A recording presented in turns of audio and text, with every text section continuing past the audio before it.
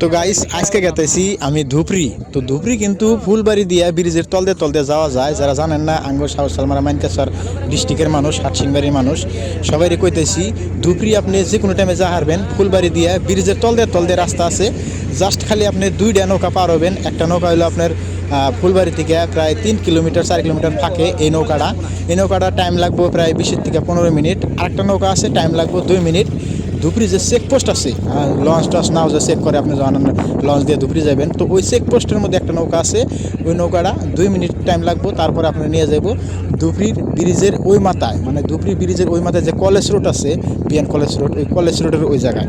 তো যারা হয়তো জানেন না যে ধুপরি যাওয়ার জন্য ধুপরি ব্রিজের তল দিয়ে একটা রাস্তা আছে। আপনি যদি বাইক নিয়ে যান, এই যে দেখেন আমার বাইক আছে এই জায়গায়, বাইক নিয়ে আসি।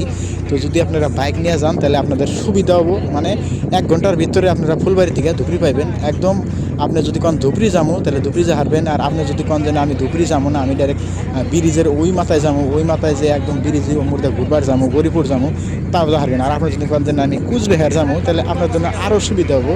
একদম ডাইরেক্ট আপনি ফুলবাড়ি থেকে আসবেন, আয়া নৌকায় চড়বেন, নৌকায় চড়ে যখন নৌকা পার হবেন তখন যাবেন বিশিংয়ের চর। তো বিশিংয়ের চর যখন ওভারটেক করবেন, সব ব্রিজের তল দিয়ে, অন্য জায়গাতে যা লাগবে না, ব্রিজের তল দিয়ে যখন যাবেন তারপরে চেকপোস্ট পাবেন। চেকপোস্টের থেকে ডাইরেক্ট ব্রিজের ওই মাথায় নিয়ে নামিয়ে দেবো খালি 2 মিনিটের ভিতরে। তখন ফের বাইক নিয়ে যাবেন একদম ডাইরেক্ট আপনার বালাধনা, যেটা ফ্লাইওভার কয় কুচবিহার থেকে গরিপুর যাওয়ার রাস্তা, ওই ফ্লাইওভারটা পার হয়ে আপনি কুচবিহার যা হারবেন, একদম শর্টকাট রাস্তা। তো কারা জানলেন সবাই ভিডিওটা শেয়ার করে দিন অন্যদের জানার জন্য।